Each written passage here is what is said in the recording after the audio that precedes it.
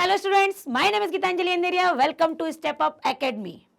और आज हम क्या पढ़ने वाले हैं, तो कक्षा 10वीं के विद्यार्थियों से मेरी बात हो रही है कि हम कक्षा 10वीं का पाठ 17 संस्कृति पढ़ेंगे। अच्छा, मैं पूछूं आपसे कि संस्कृति और सभ्यता, आप कंफ्यूज हो जाते हैं ना। संस्कृति और सभ्यता किसी का नाम नहीं है। संस्कृति और सभ्यता जो हम लिखते हैं ना, हमारी संस्कृति ये, हमारी सभ्यता ये, हमारे यहाँ तो हमारी संस्कृति महान है, बिल्कुल है। भारत की संस्कृति पर तो देश दुनिया की नज़र होती है और उन पर मुग्ध हो जाते हैं। यहाँ की सभ्यता बहुत प्राचीन है, ऐसे करके हम बातें करते हैं। पर ये संस्कृति और सभ्यता का जो बहुत मामूली सा अंतर होता है, ये हमें भ्रमित कर देता है। उसी भ्रम को हटाने के लिए ही हमारे यहाँ पर जो पाठ्यक्रम में सम्मिलित किया है संस्कृति। तो ये आपके गद्य खंड में ये अंतिम पाठ ही है कि संस्कृति। तो संस्कृति के बारे में क्या बताया जा रहा है, संस्कृति और सभ्यता की क्या पहचान है, क्या इनकी परिभाषा होगी, इतने अच्छे अच्छे उदाहरण पाठ में दिए गए हैं कि मुझे ऐसा विश्वास है कि आप पूरे तरीके से इन दोनों के अंतर को समझ जाओगे। और फिर जब लिखोगे तो ये पाठ, कभी भी कुछ भी लिखोगे तो ये पाठ जरूर याद आएगा। चलिए तो आगे बढ़ते हैं। सबसे पहले तो ये इतनी अच्छा जो हमें ज्ञान देने वाले हैं वो कौन है, जिन्होंने इस विषय पर सोचा और हम विद्यार्थियों को के लिए बताने के लिए इस पाठ को रखा। तो इनके लेखक, इस पाठ के लेखक हैं भदंत आनंद कौशल्यायन। भदंत आनंद कौशल जी ने हमें इस बात की जानकारी दी कि संस्कृति और सभ्यता में क्या अंतर है, कहाँ भ्रमित हो जाते, कहाँ नहीं होना है, किसको कहेंगे संस्कृति, किसको कहेंगे सभ्यता। तो सबसे पहले पाठ को पढ़ने से पहले हम इनका जीवन परिचय देखते हैं। हिंदी साहित्य के प्रसिद्ध लेखक भदंत आनंद कौशल जी का जन्म कौशल्यायन जी का जन्म सन 1905 में पंजाब के में अंबाला जिले के सोहना गांव में हुआ था। उनके बचपन का नाम हरनाम दास था। ये तो बाद में नाम हुआ भदंत। हरनाम दास नाम था उनका। प्रारंभिक शिक्षा प्राप्त करने के बाद ही उन्होंने बौद्ध धर्म अपना लिया। प्रारंभिक शिक्षा उन्होंने प्राप्त की, उसका बौद्ध धर्म अपना लिया और ये बौद्ध बन गए। विश्व में घूमकर उन्होंने हिंदी का बहुत प्रचार प्रसार किया, हिंदी भाषा और हिंदी साहित्य का विकास का प्रयत्न किया। वे राष्ट्रभाषा के जो प्रगति समिति से, प्रचार समिति से ये जुड़े रहे। वर्धा में रहते हुए उन्होंने अपना काफ़ी समय बिताया और सन 1988 में 1988 में उनका देहावसान हो गया, अर्थात उनकी मृत्यु हो गई। तो हिंदी के प्रचार प्रसार में भदंत जी का बहुत योगदान रहा, जो विदेशों में घूमकर हिंदी का प्रचार करते रहे हों, हिंदी प्रचार समिति से जुड़े रहे हों। अंत तक इन्होंने 1988 में इनकी मृत्यु हुई, इसके पहले तक ये इन हिंदी साहित्य और हिंदी भाषा के प्रचार में लगे रहे। आगे इनका परिचय इनकी रचनाओं से कि श्री कौशल्यायन ने 20 से अधिक पुस्तकें लिखी हैं, जिनमें भिक्षु के पत्र, जो भूल ना सका, आह, ऐसी दरिद्रता, बहानेबाजी, यदि बाबा ना होते, रेल का टिकट, कहाँ क्या देखा आदि और भी होंगी, पर ये प्रमुख है तो इनके नाम यहाँ दिए गए हैं। फिर इनके साहित्यिक विशेषताएं तो भदंत आनंद कौशल ने गांधी जी के साथ लंबा समय बिताया। गांधी जी के व्यक्तित्व और कृतित्व का प्रभाव लेखक की रचनाओं पर देखा जा सकता है। वे देश विदेश में भ्रमण करते रहे। भ्रमण के अनुभव की व्यापकता को उनके काव्य की सृजनात्मकता में वृद्धि भी की। गांधी जी के साथ रहे तो हमारी संगति जैसी होती है, हमारे जो वातावरण आ जाता है, या हमारा जो भाव हो जाते हैं, हमारे बोलने की जो तरीका, हमारे लिखने, हमारे सोचने की जो शक्ति हो जाती है, उस सज्जन पुरुष का बहुत प्रभाव पड़ता है उस पर।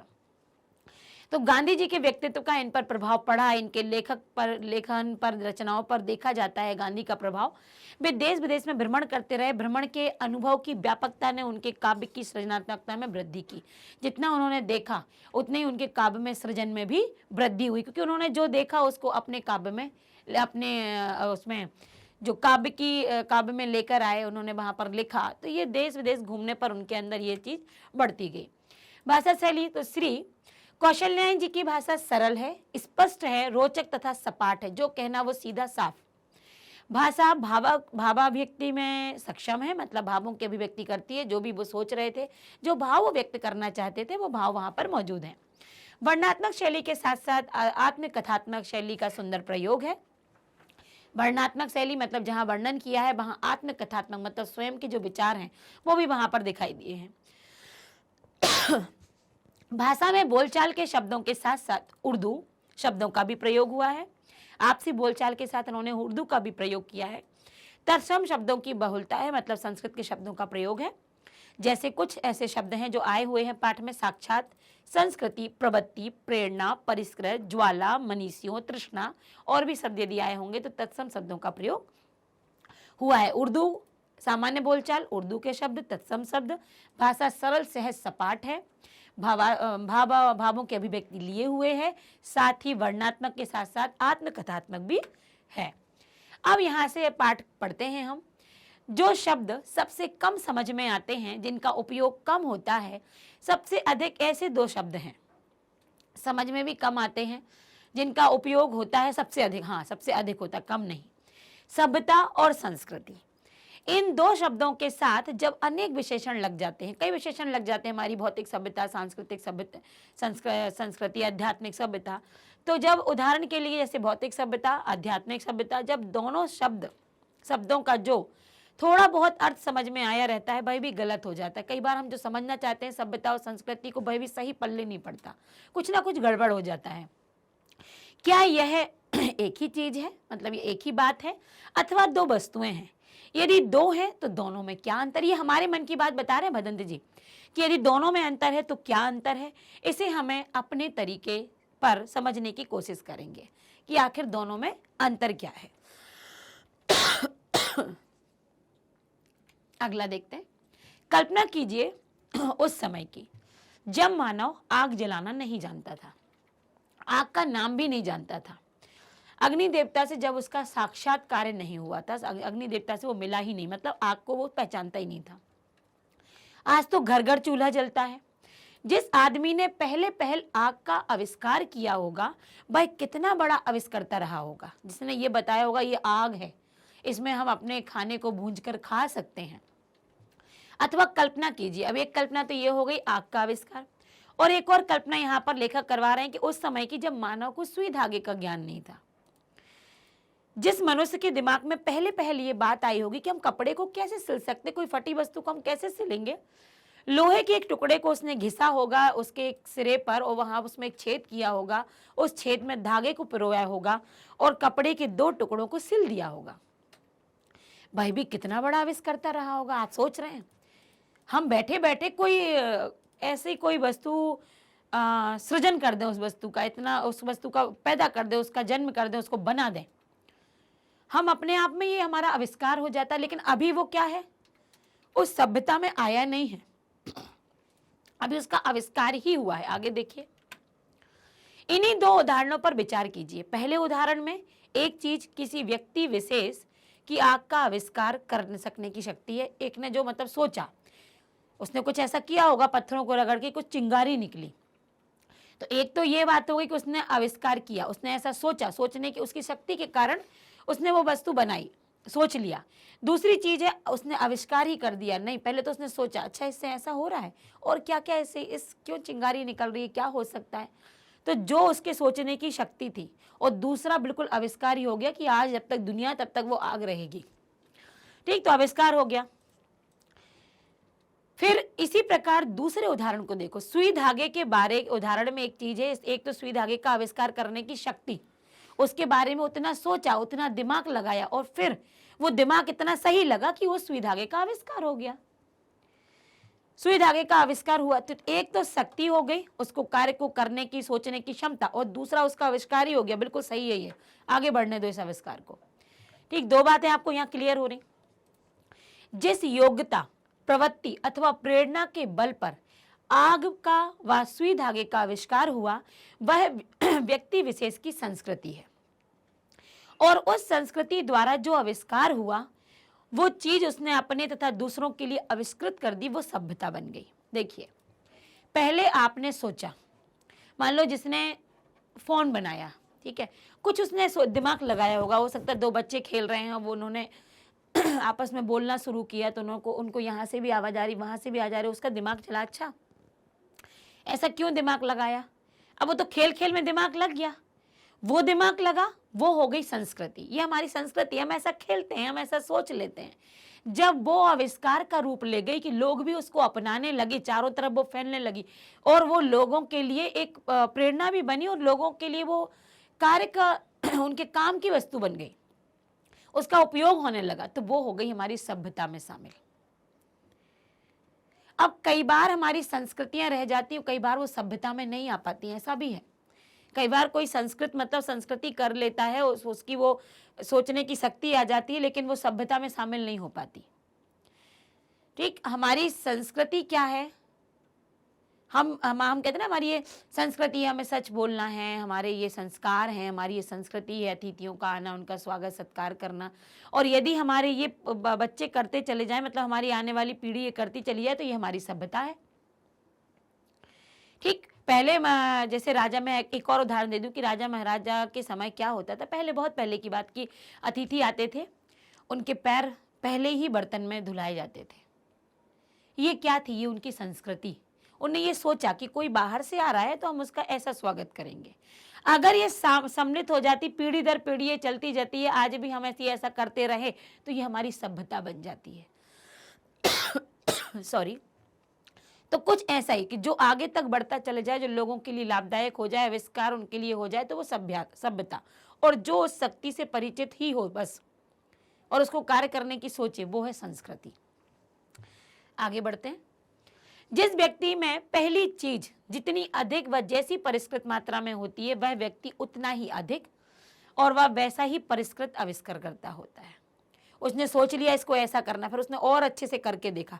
एक बार चिंगारी निकाली, अच्छा कुछ इसमें जल रहा है, फिर एक बार, फिर एक बार, फिर एक बार, और फिर ऐसे ऐसे की तो देखा कि आग ही लग गई। अब क्या किया उसने? उसका दिमाग और बढ़ गया ना, इससे हम और क्या कर सकते, क्या कर सकते, क्या कर सकते। तो जिस व्यक्ति में पहली चीज जितनी अधिक और जैसी परिष्कृत मात्रा में होती है, वह व्यक्ति उतना ही अधिक और वैसा ही परिष्कृत आविष्कार करता होता है। फिर वो और सोच लेता, और बड़े रूप में, और बड़े रूप में। एक संस्कृत व्यक्ति किसी नई चीज को खोज करता है, किंतु उसकी संतान को वह अपने पूर्वज से अनायास ही प्राप्त हो जाती है।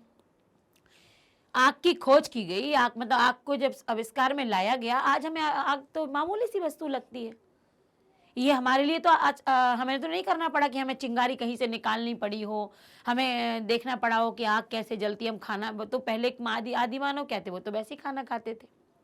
उन्हें तो बाद में पता चला इसे हम भून सकते हैं। जब चिंगारी निकली 2 पत्थरों को रगड़ने से, और फिर आग पकड़ी जब घास ने, सूखी घास ने, तब पता लगा इसमें से तो हम पकाकर खा सकते हैं, और इतना अच्छा लगता है पका हुआ खाना। तो क्या है ये कि जब जो व्यक्ति उस वस्तु की खोज करता है, और उसकी संतानों को वो अनायास अचानक ही ऐसे ही प्राप्त हो जाती है। जिस व्यक्ति की बुद्धि ने अथवा उसके विवेक ने किसी भी नए तथ्य का दर्शन किया, वह व्यक्ति ही वास्तविक संस्कृत व्यक्ति है। देखिए, जिस व्यक्ति की बुद्धि ने अथवा उसके विवेक ने किसी भी जब नए तथ्य का दर्शन किया, जिसने अचानक चिंगारी देखी हो, उसका सोचो क्या रहा होगा दिमाग में। उसे कुछ समझ में आया होगा, उसने और अधिक उसको प्रयास किया और करने का, तो उसकी आगे आने वाली पीढ़ी तो ये अचानक उसे मिल गया। अब आज का ही लगा लो, मोबाइल फोन है आपके हाथों में। क्या कभी आपने सोचा था कि आपके हाथ में फोन होगा? आपने ऐसा कभी सोचा होगा? किसी ने भी, मतलब आज की, मैं उस जनरेशन की बात नहीं करी जिसमें आप हो। आप अपने दादा दादी की बात कर लीजिए, आप मम्मी पापा की, चलिए मम्मी पापा, दादा दादी की बात करो, आज उनके हाथ में भी स्मार्टफोन है। पर उनसे पूछो क्या आपको कभी इसकी जरूरत लगी? तो वो कहेंगे कि नहीं, कुछ ऐसा था ही नहीं। लैंडलाइन नहीं, हमारे समय तो वो भी नहीं था। फिर दादी आपके समय क्या था? तो कहेंगे हमारे यहाँ चिट्ठी हम लिखते थे, एक कार्ड होता था, उसमें हम लेटर लिखते थे और वो हम डालते थे, फिर वो आता पहुंचता था, कई बार 8 दिन में, कई ज़्यादा दूरी हुई तो 10 दिन में, कई महीने भर में, फिर उसका जवाब आता था। हम तो आप उसी का इंतजार करते थे। आज तो हम इंतजार ही नहीं कर पाते, जल्दी से फ़ोन लगा देते हैं। तो क्या था उस समय, वो लिखने के जो तरीका आया था, वो तरीका लंबे समय तक चला। अब आज आपके हाथ में फ़ोन आ गया, तो किसी ने तो इसको सोचा होगा ना, किसी ने तो सोचा होगा कि कैसे हम इसको बनाएं। फिर अगर उन्होंने एक खेल खेल में बनाया होगा तो उन्होंने और एक प्रयास किया होगा कि अच्छा इसको इतनी रेंज का बनाते, यहाँ से यहाँ तक क्या लोगों की बात हो सकती है? हो सकती है थोड़ा। अब आप क्यों कहते हैं 4G 5G? तो क्यों? क्योंकि अब इसका जो क्राइटेरिया जो सारा बढ़ता चला जा रहा है, मतलब अब जिसने ये सोच बनाई थी वो तो सोच रहा है और आगे उसकी सोच बढ़ती चली जा रही है।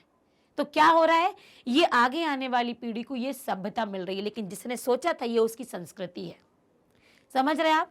एक ने सोचा, उसका कितना दिमाग उसमें दौड़ा, वो हो गया वो उसका संस्कृत व्यक्ति, मतलब उसकी संस्कृति लाने वाला। उसकी संतान, मतलब हम सभी को ये मोबाइल मिला, उसकी संतान जिसे अपने पूर्वज से वह वस्तु अनायास ही मिल गई। अब आज की जनरेशन, आपको अचानक ही फोन मिल गया, आप नहीं सोच सकते बिना फोन के जीवन कैसे होगा, सोच ही नहीं सकते। हम ये अपने दिमाग में कल्पना नहीं कर सकते यदि हमारे हाथ में फोन ना हो तो क्या हो। हम थोड़ी देर फोन से दूर नहीं रह पाते। कुछ छूटा हुआ है, हम 2 कदम चलते हैं, हम पानी की बोतल भूल जाए ले जाना, लेकिन हमारे पॉकेट में वो जरूर होगा मोबाइल। मोबाइल हम नहीं भूलेंगे। यदि हम कार से निकल गए तो पानी की बोतल भूल गए, कोई नहीं, हम ले लेंगे रास्ते में। फोन भूल गए, नहीं नहीं नहीं, गाड़ी को वापस करो। फोन भूल गए, फोन थोड़ी हम जाके तुरंत कहेंगे लाओ भैया हम फिर से 50,000 60,000 1 लाख का फोन लाओ हम पट से खरीद लें, नहीं ना। तो आज ये जरूरत बन गया हमारी। तो क्या है ये, उसकी संतान को यह अनायास प्राप्त हो गई। भाई अपने पूर्व की भांति सब भले ही बन जाए लेकिन संस्कृत नहीं कहला सकता। आज हमें मोबाइल मिल गया, आज हमें आग मिल गई कि आग में भोजन पकाना, लेकिन आग कैसे मिली, कैसे आविष्कार हुआ, हम उतना नहीं सोच सकते, ना हम अपना उतना दिमाग चला सकते। वो तो वही व्यक्ति था जिसने ये खोज करके चले गए, जिसने मोबाइल बना डाला, जिसने कंप्यूटर बना डाला। आज हम टच कंप्यूटर को भी पहले अलग अलग रूपों में आते थे, आज हम टच लैपटॉप का यूज़ करते हैं, बहुत पतले पतले छोटे छोटे, बहुत ही ऐसे हाथ में पकड़ में आ जाए। तो क्या है ये लोगों की सोचने की शक्ति है जो आज हमें सभ्यता के रूप में प्राप्त हो रही है। पर उन्होंने सोचा, उसका आविष्कार किया, वो उनकी संस्कृति रही। ठीक है, यहां तक आपको सभ्यता और संस्कृति समझ में आई होगी कि जब व्यक्ति सोचता है और करने का प्रयास करता है तो उसकी जो क्षमता है, उसने जो आविष्कार किया वो हो गई संस्कृति। वो आविष्कार से जब दूसरों को लाभ होने लगा तो वो हो गई दूसरों की सभ्यता।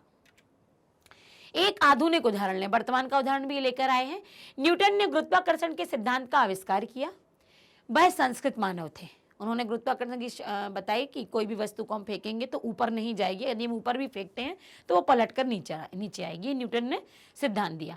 आज के युग का भौतिक विज्ञान का विद्यार्थी न्यूटन के गुरुत्वाकर्षण से तो परिचित है ही, लेकिन उसके साथ उसे और भी अनेक बातों का ज्ञान प्राप्त है जिनसे शायद न्यूटन अपरिचित था। बिल्कुल, न्यूटन ने सोचकर, बहुत दिमाग, उन्होंने देखा कि एक फल है जो वृक्ष पर, पेड़ पर लगा है, ये नीचे ही आके गिरा, ऐसा क्या।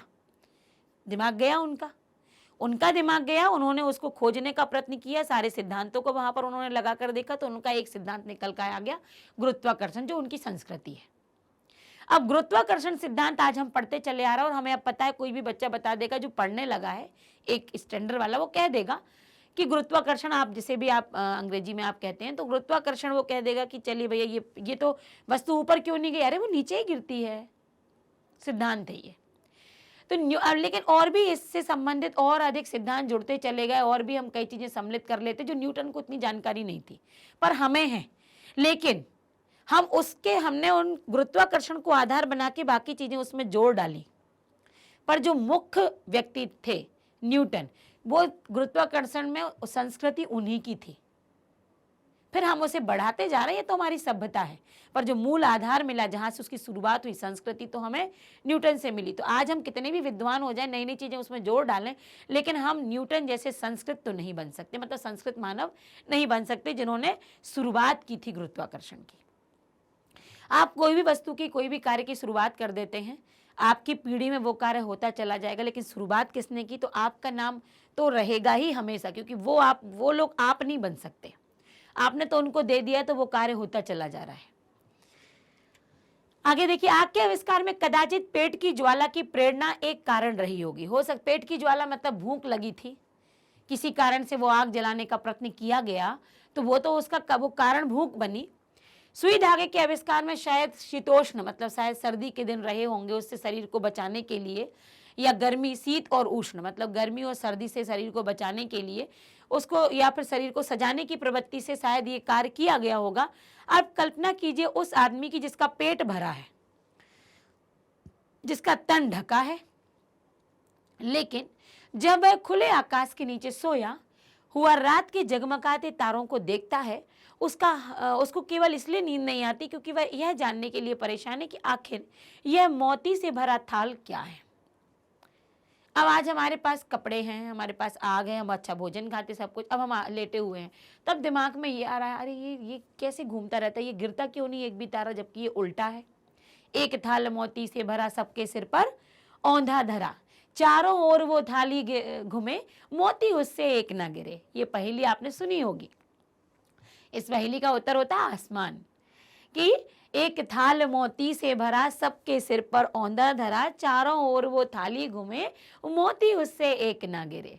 तो ऐसी बताया कि कोई ये सोच रहा होगा आखिर इस थाल में से कुछ गिरता क्यों नहीं। पेट भरने और तन ढकने की इच्छा मनुष्य की संस्कृति की जननी नहीं है। पेट भरा और तन भरा ढके होने पर भी मानव जो वास्तव में संस्कृत है, निठल्ला नहीं बैठ सकता। हमारी सभ्यता के देखिए, जिसको कुछ कार्य करने इसके दिमाग में आगे आखिर ये क्यों होता है और वो फिर उस काम में लग जाए, वही संस्कृत मानव है। हमारी सभ्यता का एक बड़ा अंश हमें ऐसे संस्कृत आदमियों से मिला है जिनकी चेतना पर स्थूल भौतिक कारणों का प्रभाव प्रधान रहा है। जो हमें ऐसे संस्कृत आदमियों से मिला है जिनकी चेतना पर स्थूल भौतिक कारणों का प्रभाव प्रधान रहा है, जिन्होंने करने की ठानी है, किंतु उसका कुछ हिस्सा हमें मनीषियों से भी मिला है, मतलब कुछ हमारे विद्वानों से, ऋषि मुनियों से मिला है, जिन्होंने तथ्य विशेष को किसी भौतिक प्रेरणा के वशीभूत होकर नहीं बल्कि उनके अपने अंदर की सहज संस्कृति के कारण प्राप्त किया। उन्होंने किसी ये नहीं कि हमें तन ढकने के लिए कपड़ा चाहिए तो हमें खाने के लिए, चलिए एक हो सकता है, लेकिन उसके आगे उन्होंने और सोचा, उसको और अधिक सहज बनाया, तो वो हो गए संस्कृत मानव। रात के तारों को देखकर ना सो सकने वाला मनीषी हमारे आज के ज्ञान का ऐसा ही प्रथम पुरस्कर्ता था। भौतिक प्रेरणा, ज्ञान इप्सा, क्या ये दो ही मानव संस्कृति के माता पिता हैं? दूसरे के मुंह में कौर डालने के लिए जो अपने मुंह का कौर छोड़ देता है, उसको ये बातें क्यों और कैसे सूझती हैं? किसी को यदि आप चाहें तो किसी को आप मदद करना चाहते हैं, आपने देखा कि कोई रास्ते में बैठा है और आप जाकर उससे कुछ भी खरीद, आप खा रहे हो और वो बैठा हुआ है तो आपने जाकर उसे खिला दिया, ये कहाँ से आपके दिमाग में बात है? ये तो आपकी खुद की उपज है ना, ये आपकी खुद की संस्कृति है। आपके पूर्वज खिलाते चले आ रहे हैं, वो बात अलग हो जाती। वो तो आप भंडारा कर रहे हैं, आप कहीं बड़े बड़े जो भी आप लोगों को कहते हैं ना लंगर, ये आप लगाए हुआ, ये हो सकता है कि आपके घर की सभ्यता रही हो, मतलब किसी ने ये कार्य चलाया होगा तो ये सभ्यता रही हो। किंतु अगर आप जा रहे हैं और आपको अचानक कोई व्यक्ति दिख जाता है और आप उसको कुछ खिला देते हैं, कुछ दे देते हैं, खरीद कर दे देते हैं, ये क्या है? ये आपकी संस्कृति है। ये बातें आपके अंदर सूझी। अब कहाँ से सूझती? इन्होंने क्वेश्चन आपसे किया है। रोगी बच्चे को सारी रात गोद में लिए माँ बैठी रहती है, भाई आखिर ऐसा क्यों करती होगी? उसकी माँ ने ऐसा किया इसलिए नहीं, ये तो माँ के अंदर खुद ही ममत्व तो पनपा कि मेरा बेटा बीमार है, मैं कैसे सो जाऊं, मेरी बेटी बीमार है, मैं कैसे उसे ना थपकियां दूं। सुनते हैं कि रूस का भाग्य विधाता लेनिन अपनी डेस्क में रखे हुए ब्रेड के टुकड़ों को खुद नहीं खाता था, दूसरों को खिला दिया करता था। भाई आखिर ऐसा क्यों करता था? संसार के मजदूरों को सुखी देखने का जो स्वप्न देखते हुए कार्ल मार्क्स ने अपना सारा जीवन दुख में बिता दिया। और इन सबसे बढ़कर आज नहीं, आज से 2500 वर्ष पूर्व सिद्धार्थ ने अपना घर केवल इसलिए त्याग दिया कि किसी तरह तृष्णा के वशीभूत लड़ती कटती मानवता सुख से रह सके। ये सारी बातें माँ क्यों रात भर जागती है अपने पुत्र अपनी पुत्री के लिए? क्यों कोई अपने हाथ का निवाला दूसरे को खिला देता है, अपने मुंह का निवाला दूसरे को खिला देता है? क्यों लेनिन ने सूखी ब्रेड के जो डेस्क में ब्रेड रखी थी वो खुद ना खाकर किसी और को खिला दी? क्यों सिद्धार्थ ने अपना परिवार त्याग दिया, जबकि बहुत कम उम्र में ये पिता बने थे, और मतलब कम उम्र इन द सेंस का बच्चा बहुत छोटा था, और उन्होंने अपना घर-बार छोड़ दिया? क्यों कार्ल मार्क्स ने जीवन दुख में बिता दिया लोगों को सुखी देखने के लिए? क्या था? क्या इनके परिवार ऐसा करते चले आ रहे थे? ये उनकी खुद की सोच थी, ये उनकी खुद की उपज थी, ये खुद का सेंस था उनका। हमारी समझ में मानव संस्कृति की जो योग्यता आग व सुई धागे का आविष्कार कराती है वह भी संस्कृति है, जो योग्यता तारों की जानकारी देती है वह भी है, और जो योग्यता किसी महामानव को सर्वस्व त्याग कराती है वह भी संस्कृति है। जब माँ ने सोचा कि मेरा पुत्र है, मेरी पुत्री है, किसी ने माँ को ये नहीं समझाया तुम्हें रात भर जागना है, क्योंकि ये तुम्हारा बेटा है, तुम्हारी बेटी है, तुम्हारी संतान है, तुम्हें रात भर जागना है, तभी ये ठीक होगा, ये किसी ने उसको बोला नहीं। ये खुद की उपज थी उसकी, ये खुद ही अपने आप चीजें आ जाती हैं, खुद सोच में आ जाती हैं, खुद के दिमाग में आ जाती हैं, हमें ऐसा करना है, ये संस्कृति है उसकी। ये खुद में दिमाग में आता है मैं खाऊं, मैं खाता रहता हूं पर वो भूखा है उसको खिला दो, ये आपने सोचा। कई बार तो एक जरा सा बच्चा सोच लेता है ये बात। कई हमने ऐसे, आपने भी सुने होंगे, हमने भी सुने हैं कि वो रास्ते से जा रहा है और उसने बलून खरीदा और अपने पिता को, एक बच्चा देख रहा है दूर खड़ा गरीब बच्चा, और वो जाके खुद अपना बलून उसे दे देता है। उस बच्चे को किसने सिखाया? पिता तो पैसे दे रहा था बलून वाले को, और उसने जाके दे दिया। पिता ने तो बोला ही नहीं कि जाके उसको दे दो। उसने नहीं देखा बचपन में उसके पिता ने भी ये काम किया, लेकिन उसने किया। ये उसकी खुद की उपज थी, ये उसकी संस्कृति थी। ठीक? तो जो भी सोचता है, चाहे उसने सुई धागे का आविष्कार किया हो, चाहे उसने आग का आविष्कार किया हो, चाहे अपना कौर दूसरे को खिलाया हो, चाहे सूखी ब्रेड किसी और को खिलाई हो, चाहे लोगों के सुखी होने का सपना जिसने देख के खुद जीवन में, दुख में जीवन व्यतीत कर दिया हो, और चाहे मानव कल्याण के लिए अपना परिवार त्याग दिया हो, ये सारे के सारे संस्कृत मानव है, अर्थात संस्कृति है ये। और सभ्यता है संस्कृति का परिणाम। हमारे खाने पीने के तरीके, हमारे ओढ़ने पहनने के तरीके, हमारे गमनागमन के तरीके, हमारे परस्पर कट मरने के तरीके, यह हमारी सभ्यता है। जो कपड़े हम पहनते आ रहे हैं, हम ये कपड़े पहनते हैं, हम यहाँ पर जाते तो हमारे ये कपड़े होते हैं, वहां जाते तो हमारे ये कपड़े होते हैं, ये आपकी सभ्यता है। यहाँ आपको किसी ने सिखाया है, आपको पता है। वहाँ पार्टी में जाते तो लोग ऐसा पहनते हैं, मंदिरों में जाते तो हम ऐसा पहनते हैं, हम वहाँ किसी के ऐसे शौक में जाएंगे तो हम ये पहनेंगे, ये हमारी सभ्यता बन जाती है। जो अंदर से उपज के आता है ना, वो हमारी संस्कृति है। फिर हमारे जाने आने का, हमारे साधन, हमारा तरीका, ये क्या है? ये हमारी संस्कृति है। मतलब जो हमें मिलता चला आ रहा है वो हमारी सभ्यता बन जाती है। जिसने शुरू किया था वो संस्कृति है। समझ में आया? आगे हम देखते हैं कि अब यहाँ पर पाठ क्या कह रहा है। तो देखते हैं, मानव की जो योग्यता उससे आत्मविनाश के साधनों का आविष्कार कराती है, वह उसे उसकी संस्कृति कहें या असंस्कृति करें। कितना अच्छा इन्होंने क्वेश्चन पूछा यहाँ पर कि एक वो जिसने मानव सभ्यता का विकास किया, मानव सभ्यता का विकास इन द सेंस मानव का कल्याण के लिए जिन्होंने घर छोड़ दिया, दूसरों के सुख के लिए जो स्वयं ने दुख का जीवन व्यतीत किया, वो तो संस्कृति थी। पर आज का मानव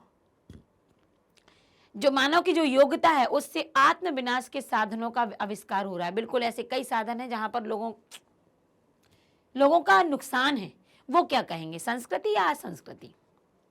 और जिन साधनों के बल पर वह दिन रात आत्मविनाश में लगा हुआ है, उन्हें उसकी सभ्यता समझे या असभ्यता? संस्कृति का यदि कल्याण की भावना से नाता टूट जाएगा तो बस संस्कृति नहीं, क्या रह जाएगी? असंस्कृति होकर ही रहेगी।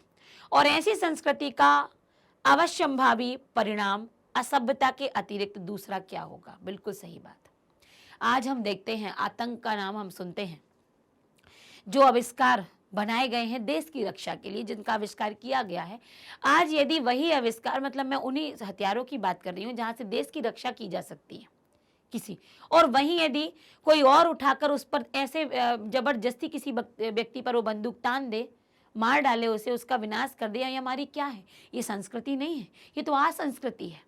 और यही यदि सभ्यता पीढ़ी दर पीढ़ी दूसरे लोग, दूसरे बच्चे, दूसरी जनरेशन सीखती चली जाए तो ये सभ्यता नहीं है, ये असभ्यता है। संस्कृति तो वो है जो अच्छे गुणों का जहाँ विकास होता है और वो विकास आगे तक बढ़ा, अच्छे गुणों का विकास हुआ संस्कृति। जब उसी संस्कृति ने परिणाम बहुत सुखद दे दिए, आगे तक लोग यही करते चले गए, अच्छे से रहते चले गए, उन नियमों का पालन करते चले गए, तो ये क्या है? ये सभ्यता है। आज हम जाते हैं, हम मंदिरों में गए, मंदिर के बाहर हम अपने जूते चप्पल बाहर निकाल देते हैं। हाँ, ये हमारी सभ्यता है, ये हमारी सभ्यता है। ये संस्कृति बनाई थी हमारे पूर्वजों ने, हमारे ऋषि मुनियों ने ये बनाई थी। मंदिर में जाएंगे तो हम चप्पल जूते बाहर निकाल कर ही जाएंगे। ये क्या है? ये आगे पीढ़ी दर पीढ़ी चलती रही, ये हमारी सभ्यता बन गई। आज हम कितने भी कुछ हों, मंदिर के अंदर भी व्यक्ति ना जाए और यदि कभी जाने का मौका मिले तो वो कभी चप्पल जूते पहनकर नहीं जाएगा, क्योंकि ये सभ्यता में शामिल हो गया है। यह असभ्यता नहीं है, और ये वो संस्कृति भी नहीं है जो वहीं के वहीं लुप्त हो गई, नहीं, ये बढ़ती चली गई। हाँ, एक सभ्यता हमारी लुप्त हो गई है कि हम दरवाजे पर आए अतिथि का हम स्वागत पैर धुलाकर करते थे, आज हम दूसरे तरीके से कर देते हैं, है ना। बाहर ही नल लगा है तो ठीक है, नहीं तो अंदर आ जाइए, सीधे आ जाइए, चलिए जूते पहनकर ही आ जाइए। इन सभ्यताओं में बहुत अंतर आया है। हमारे पहनाव में हमारी सभ्यताएं, संस्कृतियां बदल गई हैं। तो ये जो बाद में परिवर्तित हो जाए, ये दूसरे प्रकार की सभ्यताएं और संस्कृतियां चल जाती। लेकिन जो शुरू से लेकर आगे तक बढ़ती चली जाए, ये सभ्यता है। ठीक है, तो आगे देखते हैं कि वो क्या हो जाएगा। जब दुखद परिणाम होंगे तो वो असभ्यता है, जब बुरे काम करे जाएंगे तो वो असंस्कृति भी है। संस्कृति के नाम से जिस कूड़े करकट के ढेर का बोध होता है वह न संस्कृति है न रक्षणीय वस्तु है। क्षण क्षण परिवर्तन होने वाले संसार में किसी भी वस्तु को पकड़कर बैठा नहीं जा सकता। मानव ने जब जब प्रज्ञा और मैत्री भाव से किसी नए तथ्य का दर्शन किया है, उसने कोई वस्तु नहीं देखी जिसकी रक्षा के लिए दल बंदनियों की जरूरत है। मानव संस्कृति एक अविभाज्य वस्तु है, उसे बांटा नहीं जा सकता। उसमें जितना अंश कल्याण का है वह अकल्याणकर की अपेक्षा श्रेष्ठ ही नहीं, स्थायी भी है। मतलब यहाँ पूरी बात ये कह रहे हैं कि संस्कृति के नाम पर जबरदस्ती की बातें हो रही हैं, ये संस्कृति तो हो ही नहीं सकती। ये परिवर्तनशील संसार में ऐसी किसी भी चीज़ को नहीं लोग बैठते नहीं है एक वस्तु को लेकर। मानव ने जब जब अपनी बुद्धि से और मैत्री भाव से किसी भी तथ्य का दर्शन किया है और उसको अपनाया है, तो उसने ये नहीं सोचा कि आगे इसका क्या परिणाम होगा, लेकिन उसने सुखद परिणाम से ही किया है। मानव संस्कृति एक अविभाज्य वस्तु है, उसे किसी भी तरीके से हम बांट नहीं सकते। उसका हर अंश कल्याणकारी होता है, अकल्याणकारी तो नहीं हो सकता। उसे देखिए लोग फिर अलग अलग भाव में परिवर्तित कर देते हैं। अब यहाँ से आ जाते हैं प्रश्न। तो आपने समझा सभ्यता और संस्कृति क्या है। अब हम जब प्रश्नों के उत्तर करेंगे ना, तो हमें ये और क्लियर हो जाएगा कि आखिर ये क्या है। पहला प्रश्न है, लेखक की दृष्टि में सभ्यता और संस्कृति की सही समझ अब तक क्यों नहीं बन पाई है? क्यों नहीं बन पाई है? ये दो छोटे से शब्द हैं जिनका यदि हम सोचते भी हैं तो कहीं ना कहीं दोनों की जो परिभाषाएं हैं हमें गलत सलत प्राप्त हो जाती हैं। लेखक के अनुसार सभ्यता और संस्कृति का अर्थ स्पष्ट किए बिना मनमाने ढंग से दोनों शब्दों का भरपूर हम प्रयोग करते हैं अपने तरीके से, कहीं सभ्यता कहीं संस्कृति। इन शब्दों के आगे अनेक विशेषण भी लगा देते हैं, जैसे भौतिक सभ्यता, आध्यात्मिक सभ्यता। इनका थोड़ा बहुत समझ में आता है, वही भी गलत सलत आता है। वो कह रहे कि लोगों ने अपने हिसाब से इसको बांट लिया है। कहीं पर भी संस्कृति सभ्यता का प्रयोग करते हैं, आध्यात्मिक सभ्यता, भौतिक सभ्यता लगा देते हैं, और यदि इनका अर्थ समझते वो भी गलत हो जाता है। लोग अपने अलग अलग विचार प्रस्तुत करते हैं, अलग अलग परिभाषित करते हैं उनको, और इन दोनों शब्दों में अर्थ की दृष्टि से सही समझ नहीं बन पाई है अभी तक। इसीलिए लेखक कह रहे हैं कि कहीं ना कहीं लोगों के अंदर ये बात अब तक समझ में नहीं आई है। यदि उनका मतलब निकालते हैं तो वो गलत निकालते हैं, और जो मतलब निकालते हैं वो अपने ढंग से निकालते हैं, जो कि कैसा निकलता है, सीधा गलत हो जाता है। अगला प्रश्न है, आपकी खोज एक बहुत बड़ी खोज क्यों मानी जाती है? इस खोज के पीछे रही प्रेरणा के मुख्य स्रोत क्या रहे होंगे? तो आग की खोज एक बाकी बहुत बड़ी खोज है, जब मनुष्य को ये नहीं आता था कि भोजन को कैसे खाया जाए, इसको पकाकर भी खाया जा सकता है। तो देखिए, आवश्यकता ही आविष्कार की जननी है। जब हमें आवश्यकता होती है ना, तब कई वस्तुओं के आविष्कार हो जाते हैं। हमें जरूरत पड़ती है तो हम अपना कहते हैं, जिसे हम जुगाड़ कह देते हैं, तो हम जुगाड़ कर लेते हैं। जरूरत पड़ने पर कोई वस्तु नहीं, हम ऐसा करो ऐसा करो ऐसा करो, ये काम बन जाएगा फिलहाल के लिए। तो आविष्कार, आवश्यकता ही आविष्कार की जननी है। जरूरत पड़ती है तो चीजें अपने आप आविष्कृत होने लगती हैं। जब आग का आविष्कार नहीं हुआ, तब आग की खोज मनुष्य के लिए सबसे बड़ी प्रसन्नता रही होगी। आग का महत्व और उपयोग सबसे अधिक है। अन्य बहुत से कार्यों में आग की सबसे अधिक उपयोगिता भोजन पकाने में है। ठंड से बचने के उपाय, अंधकार के भय को प्रकाश से दूर करना, आदि आदि अनेक कारण खोज के पीछे रहे होंगे। तो ये तो हमने देखा, ये बहुत अच्छी पंक्ति, आवश्यकता आविष्कार की जननी है। जब आग का आविष्कार नहीं हुआ और जब इसका आविष्कार हुआ तो ये बहुत बड़ी प्रसन्नता का कारण था। एक तो भोजन को पकाकर खाया जा सकता है, प्रकाश, अंधकार में प्रकाश किया जा सकता है, साथ ही जो सर्दी लगती है तो शरीर को सर्दी से बचाया जा सकता है आग से। ये सारे कारण रहे होंगे तब आग की खोज हुई। वास्तविक अर्थों में संस्कृत व्यक्ति किसे कहा जा सकता है? तो जो अपनी बुद्धि, अपनी प्रज्ञा से जिन कार्यों को अंजाम देने लगता है, जो कार्य वो खोज करने लगता है। देखिएगा, ऐसा व्यक्ति जो अपनी योग्यता के आधार पर नए तथ्य की खोज करता है, वह व्यक्ति वास्तविक अर्थों में संस्कृत व्यक्ति होता है। पहला है, न्यूटन ने अपनी योग्यता के आधार पर ही गुरुत्वाकर्षण सिद्धांत का आविष्कार किया था। यह सिद्धांत नया था, इसलिए उसे संस्कृत व्यक्ति कहना उचित है। उससे पहले किसी ने नहीं सोचा ये बात। जिसने भी अपनी योग्यता से आग और सुई का निर्माण किया, आविष्कार किया, उसके पहले भी किसी ने ये बात नहीं सोची थी, वो संस्कृत व्यक्ति है। इसी प्रकार जन कल्याण की भावना में निहित जन कल्याण के सूत्र स्थापित करता है, वह संस्कृत व्यक्ति है। देखिए, जन कल्याण में निहित, चाहे वो अपने देश त्याग दे, चाहे वो देश मतलब चाहे वो अपना जीवन त्याग दे देश के लिए, चाहे वो लोगों के स्वार्थ के लिए, लोगों के भलाई के लिए अपना सर्वस्व न्यौछावर कर दे। यही तो संस्कृत है, संस्कृत मानव है। उसको किसी ने बोला नहीं जाके प्राण दे दो तब जब देश स्वतंत्र होगा, ये तो खुद से आए थे भाव। तो जब व्यक्ति अपनी क्षमता और अपनी बुद्धि, अपनी प्रज्ञा से किसी भी कार्य को अंजाम देता है, उसका आविष्कार करता है, वही संस्कृत व्यक्ति कहलाता है। न्यूटन ने अपने ज्ञान से, अपनी क्षमता से क्या किया? गुरुत्वाकर्षण सिद्धांत का आविष्कार किया, वो संस्कृत मानव है। अपनी योग्यता से आग और सुई का निर्माण किया, वो संस्कृत मानव है। इसी प्रकार जन कल्याण की भावना से निहित जो भी जन कल्याणिक कार्य किए जाते हैं, वो संस्कृत मानव है। समझ में आया होगा? मतलब जो अपने ज्ञान से जिन कार्यों को अंजाम दे, वो संस्कृत मानव है। न्यूटन को संस्कृत मानव कहने के पीछे कौन से तर्क दिए गए हैं? न्यूटन द्वारा प्रतिपादित सिद्धांतों एवं ज्ञान की कई दूसरी बारीकियों को जानने वाले लोग भी न्यूटन की तरह संस्कृत नहीं कहला सकते। क्यों? यदि न्यूटन के ही गुरुत्वाकर्षण को लेकर और भी यदि बातें लोगों की दिमाग में आती तो क्या वो संस्कृत मानव नहीं हुए? देखिए, लेखक के अनुसार संस्कृत व्यक्ति वह है जो अपनी योग्यता के आधार पर उन नए तत्वों का आविष्कार कर नए तथ्य के दर्शन जिसने किए हो। न्यूटन ने भी सर्वप्रथम गुरुत्वाकर्षण के सिद्धांत का आविष्कार किया, इसलिए वह संस्कृत मानव व उसने अपने सिद्धांत से सुशिक्षितों को परिचित कराया है। वही बात है कि आज न्यूटन ने सिद्धांत दिया, इसलिए हम उससे जुड़े हुए कई सिद्धांत लगा पाए, पर नींव किसने डाली? न्यूटन ने। ये दिमाग पहले और लोगों के दिमाग में ये बात क्यों नहीं आई कि ये तो फल तो शुरू से ही गिरते आ रहे हैं। पत्ता उड़ता है तो नीचे जमीन में ही आकर गिरता है, पत्थर फेंका जाता है वो नीचे ही आता है। कोई भी वस्तु जो हवा में भी यदि लंबे समय तक रहे तो लास्ट में धीरे धीरे धीरे वो नीचे ही आती है। ये दिमाग पहले क्यों नहीं आया लोगों के मन में कि आखिर ये कौन सा सिद्धांत है, ऐसी कौन सी शक्ति है जो खींच लेती है उस वस्तु को नीचे, वो आसमान में भी तो जा सकती है।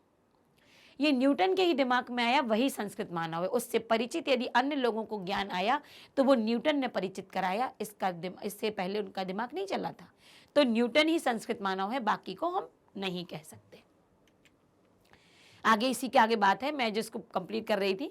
दूसरी ओर न्यूटन के सिद्धांत से परिचित होने के बाद न्यूटन से भी अधिक ज्ञान रखने वाले उसी संस्कृत व्यक्ति नहीं कहला सकते। जिस प्रकार पूर्वजों से प्राप्त वस्तु जब संतान को अनायास ही मिल जाती है, उसे तो संतान संस्कृत नहीं कहला सकती।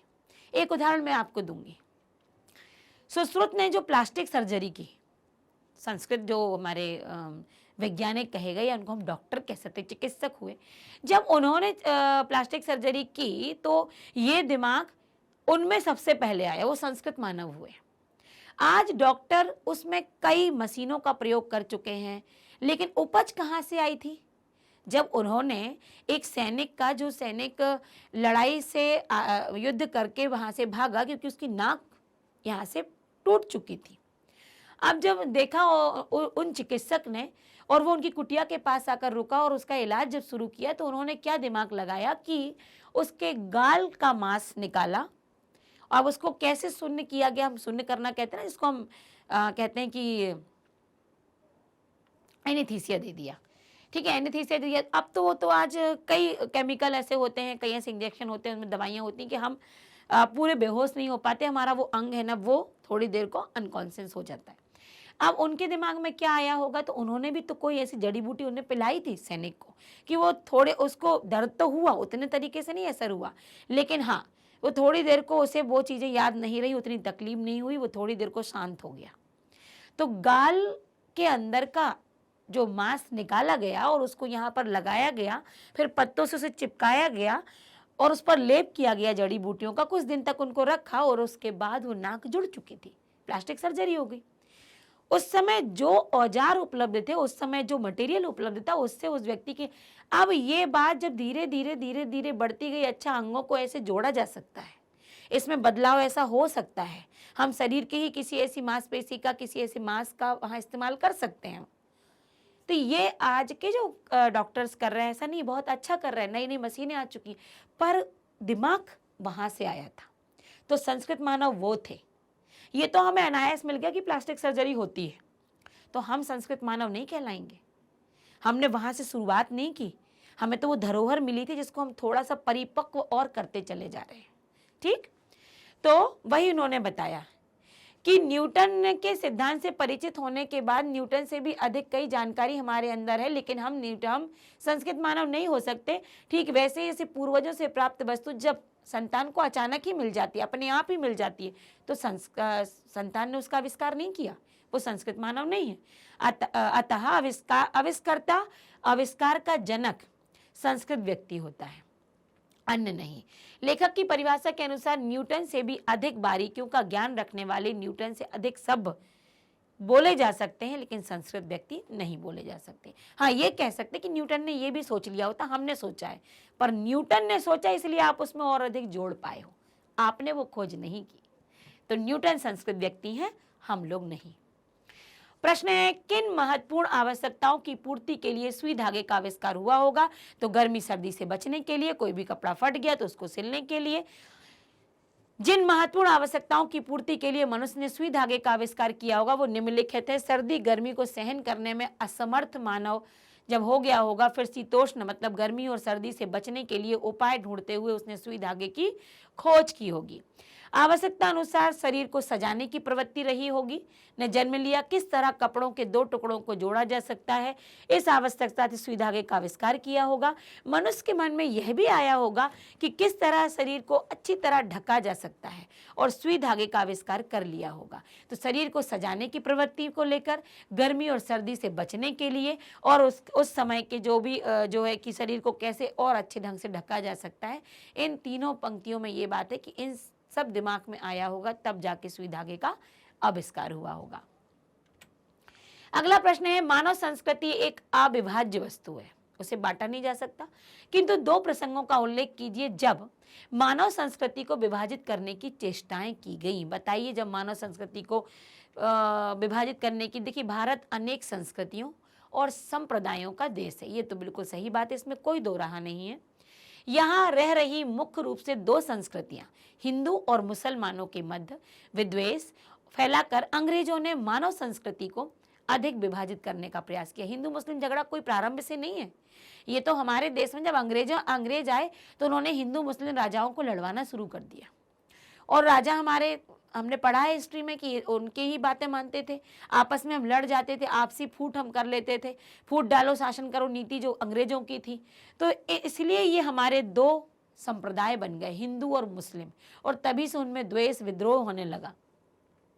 विभाजित करने का प्रयास किया अंग्रेजों ने। हालांकि फलस्वरूप हिंदू और मुसलमान के नाम पर भारत और पाकिस्तान का निर्माण तो हो गया, किंतु दोनों देशों के जनमानस के सोचने समझने का तरीका आज भी एक है। वे आज भी अपने अपने सरहदों में मानव संस्कृति के वाहक हैं, क्योंकि मानव संस्कृति के बीच कोई लकीर नहीं खींची जा सकती। जरूर दो भागों में बांट दिया पाकिस्तान और हिंदुस्तान को, लेकिन वो कह रहे हैं कि आज भी जो संस्कृति हम लोगों में कॉमन हुआ करती थी, वो आज भी दोनों देशों में बहुत सी बातें कॉमन हैं, वहाँ के लोगों में एक सी समान बातें हैं। तो इसलिए संस्कृति को आपने देशों को अलग अलग बांट दिया, लेकिन जो संस्कृति एक में चली जा रही है वो अभी भी एक ही है। तो भारत की जो मानव की संस्कृति है, जो मनुष्यता है, मानवता जो अंदर है, या मानव की जो संस्कृतियाँ हैं वो अभी तक नहीं बदली हैं, उनमें हम भेद नहीं किया जा सकता। अगला है, इसमें पूछा है, इसी पंक्ति में उन्होंने कहा था दो बातों का। दूसरा है, जब मानव संस्कृति ने अपने एक होने का प्रमाण दिया,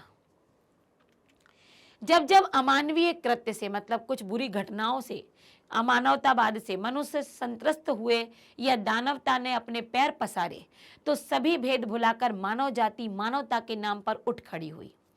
ऐतिहासिक दृष्टि से जापान में गिराए गए परमाणु बम के विनाश से संपूर्ण धरती कांप गई, तो विश्व के लोगों ने एक होकर विरोध किया था। जापान के तो जो बात की जाती है, जो परमाणु बम गिराया गया था, ये शायद हिरोशिमा नागासाकी की बात हो रही होगी। तो यहाँ पर जब वाकई, और ये बात सत्य है कि जब इस तरीके की घटनाएं घटती हैं, हमने वर्तमान में ही अभी 2 साल पहले की ये जो घटनाएं देखी हैं, कोविड का जो समय निकला है, जब ये आपदा हमारे ऊपर आई तो किसने एक दूसरे का साथ नहीं दिया, सबने साथ दिया था। कोई बीमार है, कोई परेशान है, किसी यहाँ खाने की कमी है, किसी के यहाँ कोई वस्तु नहीं पहुँच पा रही है, तो लोगों ने उस पर उनकी मदद की। एक जगह से दूसरी जगह जाने के लिए लोग उठ खड़े हुए, जिनके पास बाकी पर्याप्त इतने मजबूत थे वो पैसे से कि वो मदद कर सकते, तो उन्होंने बिल्कुल मदद की। और जो छोटे उसके थे तबके के, उन्होंने अपने हिसाब से लोगों की मदद की। तो जब देश पर, जब मानवता पर, देश को छोड़ दो, जब मानवता पर कोई भी प्रहार किया जाता है, चाहे वो प्राकृतिक आपदा हो और चाहे किसी के द्वारा दी गई आपदा हो, उस समय मनुष्य सारे भेदभाव, सारी जाति विरादियां भूलकर एक केवल मानवता का धर्म निभाते हैं। तो ये वही बात है। आज इन्होंने यहाँ पर जापान की यहाँ बात की है, लेकिन यदि हम वर्तमान की बात करें तो कोविड से अच्छा उदाहरण हमें यहाँ अभी नहीं मिलेगा कि जब लोगों ने एक दूसरे की मदद की। तो जब मानव जाति पर प्रहार होता है, मैंने कहा ना, चाहे वो प्राकृतिक हो और चाहे वो कृत्रिम हो, उस समय मानव हिंदू मुस्लिम का भेदभाव छोड़कर, सिख ईसाई जाति बिरादरियों को छोड़कर एक मानव बन जाता है और वो मदद करता है। तो जापान पर जब ये परमाणु बम गिराया गया, तब उस समय लोग एकजुट हो गए थे, कोई विरोध उनमें के अंदर नहीं था। तो जब मानव संस्कृति अपने एक होने का प्रमाण देती वो यही है कि जब विरोध होता है या जब मानव पर हमला किया जाता है, चाहे वो दानव के रूप में हो, चाहे वो किसी भी आपदा के रूप में, उस समय मनुष्य एक हो जाता है और वो अपनी मानव जाति का प्रमाण दे देता है। आशय स्पष्ट कीजिए, मानव की जो योग्यता उससे आत्मविनाश के साधनों का आविष्कार कराती है, हम उसे संस्कृति कहें या असंस्कृति। जब मानव अपने कार्यों में इतना आगे बढ़ जाता है और इस तरीके का आविष्कार करने लगता है कि वो मानव जाति के लिए खतरा बन जाता है, तो आप बताइए क्या आप उसे संस्कृति कहेंगे? हमारे पाठ ने तो संस्कृति नहीं कहा। मैंने आपको उदाहरण दिया था कि जो शस्त्र बनाए गए हैं वो देश की रक्षा के लिए बनाए गए हैं, लेकिन वो शस्त्र उठाकर यदि हम एक दूसरे को ही मारने काटने लग जाएं, तो क्या वो शस्त्र हमारी वो संस्कृति में सम्मिलित होंगे? क्या हमारे अंदर के वो संस्कार कहे जाएंगे? नहीं, वो संस्कृति नहीं, वो असंस्कृति होगी। यहाँ पर यही बात है कि मानव संस्कृति अपनी सुरक्षा के प्रति सदैव चिंतित रही है। मानव जब अपनी योग्यता से, मानव हित की दृष्टि से और आत्महित की दृष्टि से आविष्कार करता है, तभी दूसरी ओर आत्मरक्षा का चिंतन मनुष्य को विनाश की ओर प्रेरित करता है। फिर मानव उस आविष्कार का कल्याण से अलग दुरुपयोग करने लगता है और विनाश के साधनों को जुटाने लगता है। यह मानव की क्या है? असंस्कृति है। जितने भी देखिए हमारे पास जितने आविष्कार हुए हैं, यदि हम उसका उपयोग किसी दूसरे ही कारण से करने लग जाएं और इतना अधिक करने लग जाएं कि मानव पर आपदा आने लगे, मानव संस्कृति का विनाश होने लगे। आज देखिए वर्तमान समय को ले लें तो हम पेट्रोल डीजल का इतना अधिक उपयोग कर चुके हैं, इतना अधिक कि आज हमारा पर्यावरण पूरे तरीके से दूषित हो गया है। आगे क्या संकट आने वाला है ये हम सोच के भी कांप जाते हैं, लेकिन हम उसको हटा नहीं रहे, हम उसका अपने हाथों से विनाश कर रहे हैं। तो क्या है कि तब ये हमारी असंस्कृति बन जाता है। तो मानव संस्कृति अपनी सुरक्षा के लिए हमेशा ही चिंतित रही है। मानव जो अपनी योग्यता का मानव हित की दृष्टि व आत्महित की दृष्टि से हटकर जब विनाश की तरफ या आत्मरक्षा के चिंतन में इतना डूब जाता है कि वो विनाश की ओर प्रेरित हो जाता है, तब मानव उस आविष्कार का कल्याण से अधिक अलग दुरुपयोग करने लगता है और उसे उस समय संस्कृति नहीं बल्कि असंस्कृति कहा जाता है। रचना और अभिव्यक्ति में आते हैं। लेखक ने अपने दृष्टिकोण से सभ्यता और संस्कृति की एक परिभाषा दी है। आप सभ्यता और संस्कृति के बारे में क्या सोचते हैं, आप बताइए। तो संस्कृति और सभ्यता क्या है? सभ्यता और संस्कृति एक और तो एक दूसरे के पूरक हैं, एक के अभाव में दूसरा स्पष्ट करना कठिन है। सभ्यता दृश्य है तो संस्कृति अदृश्य है।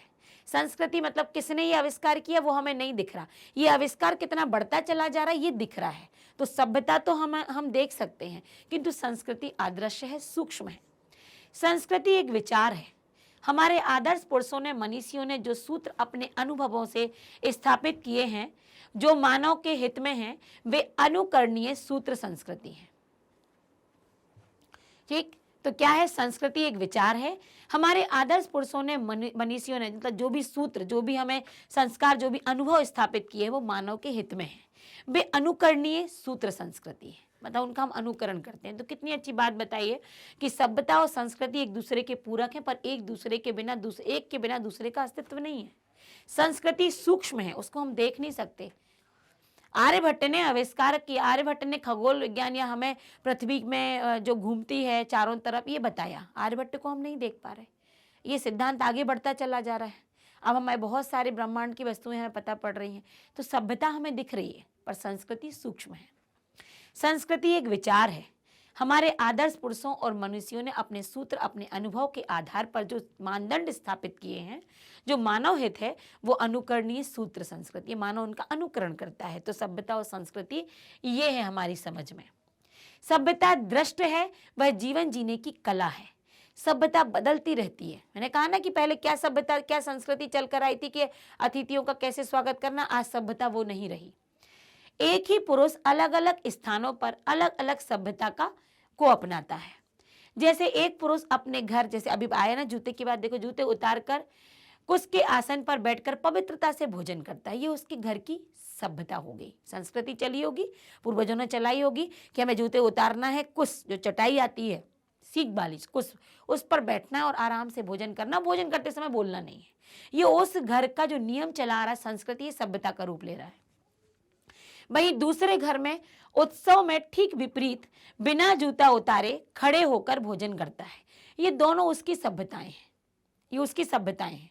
संस्कृति तो एक ही बनी थी कि जूते उतारकर बैठकर भोजन करना है।